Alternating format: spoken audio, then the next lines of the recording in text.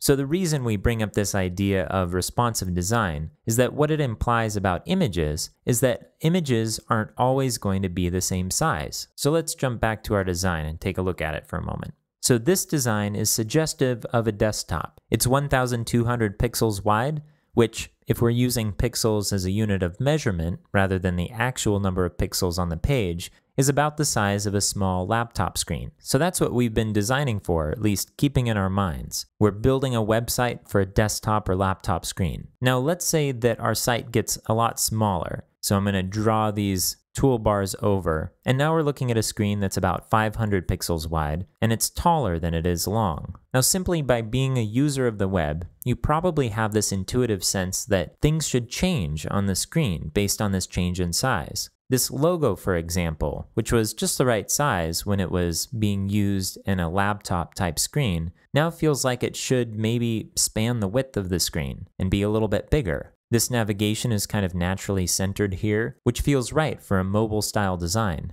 And other things as we move down the page should change to kind of conform to the idea that everything's going to be in a single column. Now for this project, we didn't get any mock-ups for the way this site is supposed to look on smaller screens. So we're going to have to take some guesses and play around until we get something that looks reasonable.